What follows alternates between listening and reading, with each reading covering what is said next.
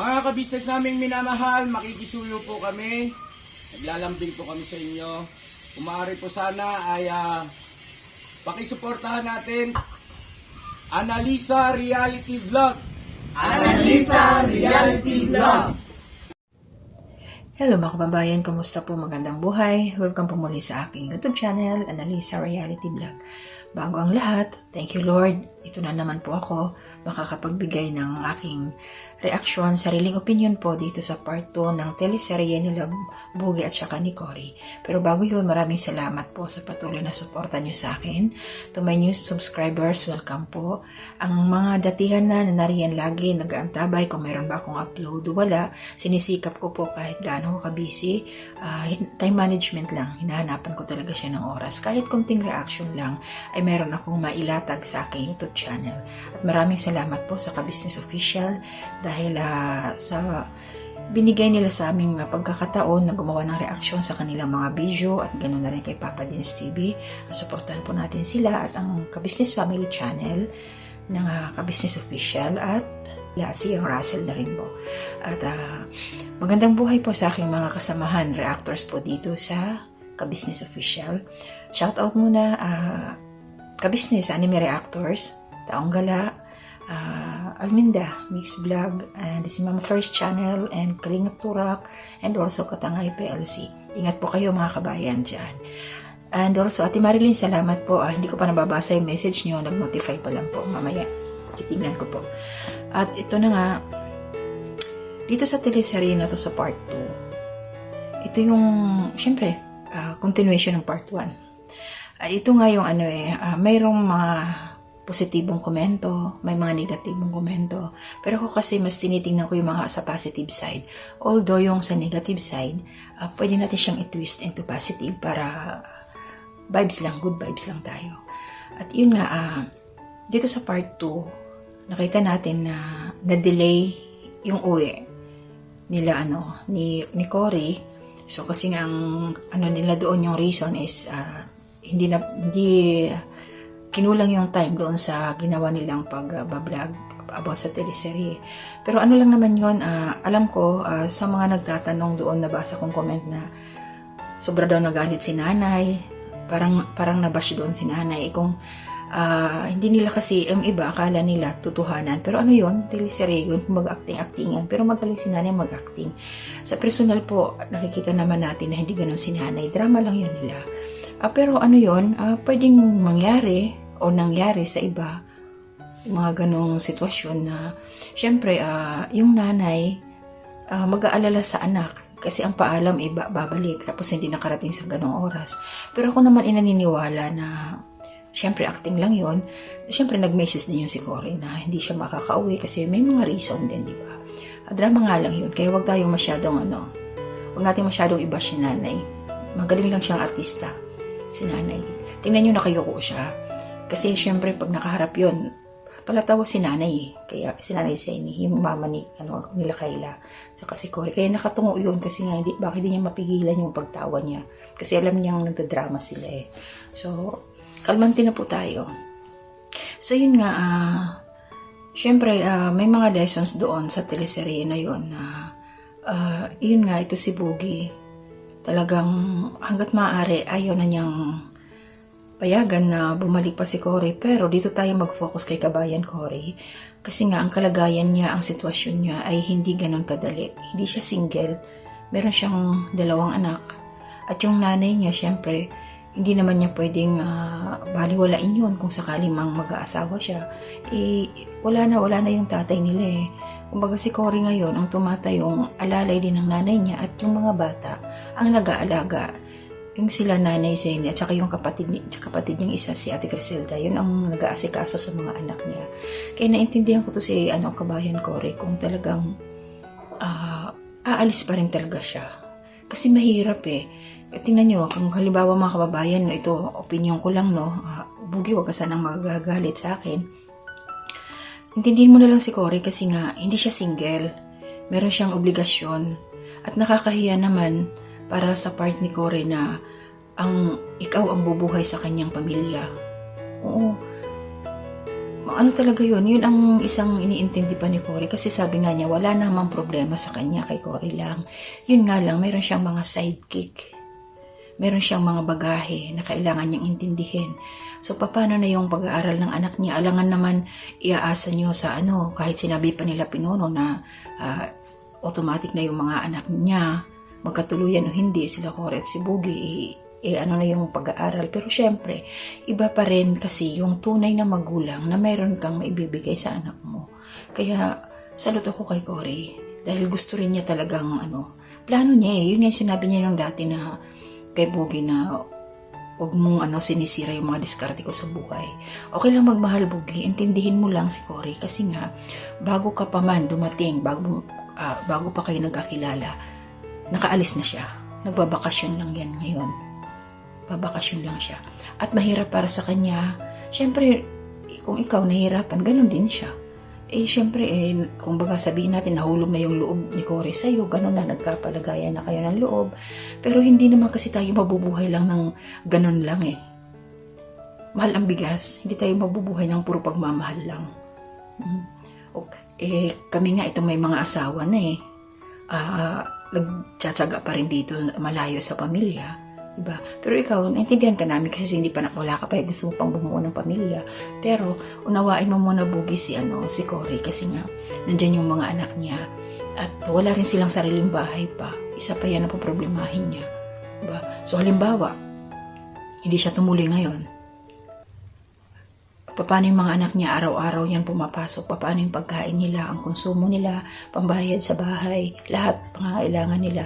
Ilan niya sila sa bahay na wala naman income yung nanay niya Wala din income si Criselda. At lalong si Kyla, wala. So, ang nangyayari talaga dyan, yung breadwinner lang, si Cory talaga. Kaya mapipilitan pa rin siyang umalis, kahit ayaw niya. Mapipilitan pa rin talaga. Yun nga sabi nga niya kung makapag-aantay ka sa kanya. Kung mahal mo talaga si Cory, unawain mo siya, Boogie, mag-antay ka. Magtiwala ka. Tiwala sa bawat isa sa inyong dalawa, magtiwala kayo na ayun, habang ginagawa ni Cory yung kanyang trabaho, tapos ikaw naman siguro maghanda-handa ka na din. Yun yung sinasabi ko. Example nga, diba, tingnan nyo si Papa Dins, diba? Hindi, kahit sabihin na natin na kumikita na rin siya, masasabi natin meron na rin siyang bahay, meron na siyang sasakyan, hindi pa siya nag-aasawa kasi nga kumbaga kulang pa kaya ikaw, Boogie, kung talagang desidido ka para sa akin, mag-ano ka din, umpisahan mo na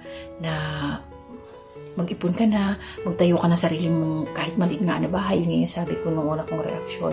Kasi iba pa rin yung, mahirap kasi yung halimbawa, magkatuluyan na nga kayo ni Cory, saan kayo titira? Kailangan naman, siksikan na kayo dyan kila Mrs. Ka-Business. Kasi iba pa rin talaga yung may sarili kayong, kahit maliit lang, basta sarili ninyo. Kasi, lalo na't may mga anak nga si Cory, nakakahiya naman yun na sa nanay mo, tsaka Mrs. Ka-Business. Mahirap kasi yung lahat na lang ng kilos iaasa kila Pinuno, di ba? Oo, kapatid mo siya, pero iba pa rin talaga yung galing mismo sa iyo. Kasi tingnan natin, hindi kita binabash, Boogie, ha. Alam naman natin na yung kinikita mo galing din kila Mr. Ka-Business. Tapos ngayon mag-aasawa ka, aasa na naman kila Mr. Ka-Business sa kapatid mo kay Mrs. Ka-Business. So, ayun na lang ang gawin mo. Ano ko lang to, opinion, advice ko lang na pag alis ni Cory, start ka na mag-ipon. Diba? Tapos syempre ikaw nagsusupport ka rin sa magulang mo. Kaya tiyagaan lang talaga. At saka yung kailangan lang na meron talaga kayong yung sa isip, yung foundation na ano man ang mangyari, hindi kayo susukong dalawa. Diba? At saka sana payagan ito si Kabayan Cory na pag alis niya, bago man siya umalis, payagan siya ni Pinuno na, or tulungan ni Pinuno ba. Ito, nag-advance thinking lang ako, na magkaroon din siya ng YouTube channel at habang nasa abroad siya, unti-unti niya itong inaayos para pagbalik niya ng Pilipinas, kahit pa paano, meron na siyang naumpisahan at pwede niya lang ituloy-tuloy. Diba? Pwede niya i-share yung mga daily work niya or kung ano yung ginagawa niya dun sa Oman. Kasi ang alam po sa Oman is Middle East pa rin yan, pero ang first timer siya doon sa lugar na yon. So balik siya sa uno. Ang basic salary talaga pag household helper ka is $400 lang. Yun ang mga una. Pag kahit dito sa Saudi po, yung mga first timer, $400 lang talaga. At nasa 1,500 real yan. So, depende sa palitan. Minsan po umaabot ng 22,000, 21,000, 23, ganon. So, depende nga ho sa palitan. So, yung magiging sahod dyan ni Cory, hindi yan naabot ng mga 25. Kaya, kailangan din niya magsikap. Kailangan din niyang mag-ipon. Pero kung halimbawa po, doon sa pupuntahan ni Cory, na mabait yung amo niya, libre siya lahat ng mga personal needs niya, hindi mababawasan yung sweldo niya. Katulad dito sa akin, libre po ako lahat, kaya yung sahod ko buo. Pero matagal na kasi ako dito sa amo ko, so hindi na ako basic. Medyo umangat ng konti. Kasi nga matagal na ako, magti 10 years na ako sa kanila eh. At yun nga, ipon-ipon lang, at saka lalo na pag hindi ka rin free sa, sa internet, ang mahal kaya ng dito, sa wifi, ang mahal ng load. Kaya ayun, si Cory, sana pag-pray ko na lang ikaw kabayan na mapunta ka sa mabait na amo na libre ka sa lahat ng pangangailangan mo para makaipon ka talaga, buo yung sahod mo. Yun lang talaga. At saka ang Oman naman is siya, open country na. So makakapamasyal ka sa mga magagandang lugar. Hindi katulad sa akin dito na ang ganda nga ng lugar ko dito pero hindi ako nakakalabas. Hanggang dito na ako sa loob. So ayun, Bugi, Cory, laban lang kayo sa inyong pag-ibig. Nakakalungkot kasi nga yan si Bugi first time talaga. Hindi first time, maraming beses na in love. Pero ngayon iba yung sa kanya, kumbaga seryoso na siya. Hindi na siguro to joke-joke, Bugi. Kasi hindi ka magsasabi dun sa nanay na manliligaw ka sa anak kung hindi ka seryoso. So, ayun, yung mga ganyan, marami pa kayong magdadaanan na pagsubok. At, ipag-pray nyo lang yung araw-araw. Siguro, anytime baka dumating na yung schedule ng alis ni Kabayan, Cory. So, huwag kang malungkot, Bugi, kasi meron namang connection kayo niyan. Ganun lang talaga ang buhay. Diba? So, habang lumalakad yung panahon, mabilis po yung 2 years. Mabilis lang matapos ang taon. Papapansin mo na lang, nakauwi na pala si Cory. Diba? So, ganun lang talaga. Kasi, mahirap sa Pilipinas kung wala kang ibang maaasahan. Sabi nga ni Cory, hindi naman siya, hindi siya nakatapos sa pag-aaral niya. So, yun, pinili niya rin lumipad. Pero hindi naman lahat ng mga, walang natapos wala nang kinabukasan sa Pilipinas. Meron pa rin, marami naman nasa pagsisikap din lang talaga yun. Kaya lang, may mga tao talaga na mas pinili pa ang umalis katulad ko. Kahit natapos, pinili ko pa rin umalis.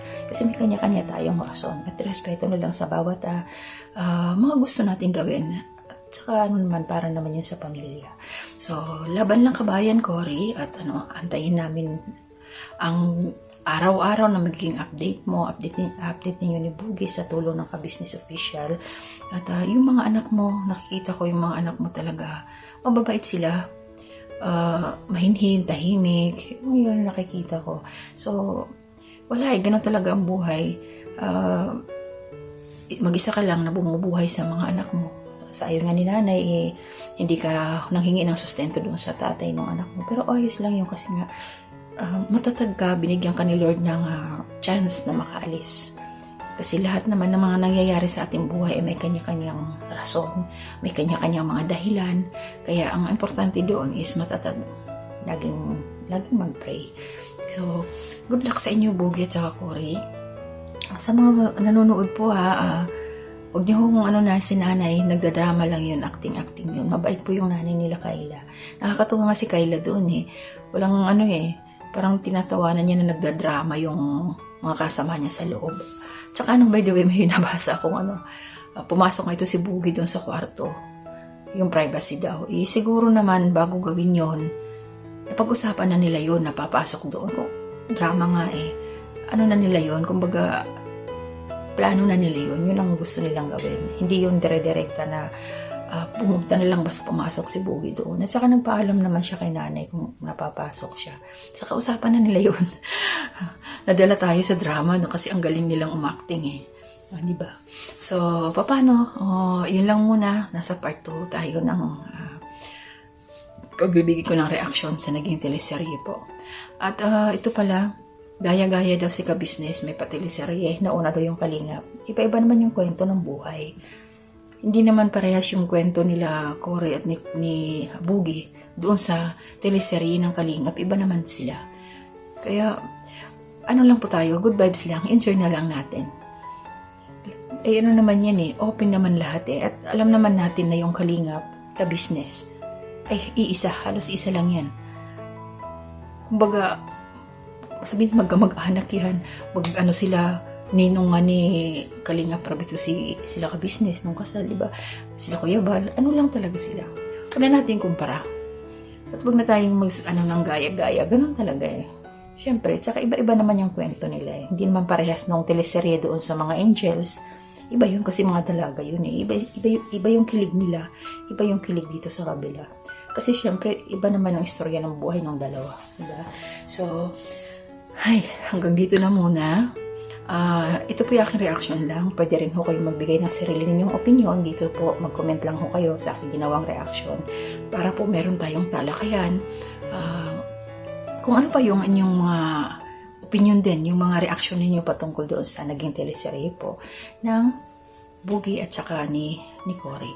So, maraming salamat Pinuno sa mga pahintulot na ito na makapagbigay kami ng reaksyon sa bawat video ninyo. Thank you so much. Ingat po kayo palagi, ang buong Ka-Business family. Laban lang po tayo. Maraming mga pagsubok sa buhay. Okay, to all my subscribers, maraming salamat po muli. Ingat din po tayo lahat. So, bye-bye muna. Hanggang bukas na aking mga gagawing reaction video. Salamat po. Mga Ka-Business naming minamahal, makikisuyo po kami. Naglalambing po kami sa inyo. Kung maaari po sana ay pakisuportahan natin, Taong Gala. Pakisuportahan po natin, Taong Gala. Analisa Reality Vlog. Analisa Reality Vlog. Anime Reactors TV. Anime Reactors TV. Alminda Cariaga Mix Vlog. Almenda Cariaga Mix Vlog. Ma'am Fleurs Channel. Ma'am Fleurs Channel. PLC Katangay Vlog. PLC Katangay Vlog. Kalingap Turak. Kalingap Turak. Alright? Alright. Bira! Bira!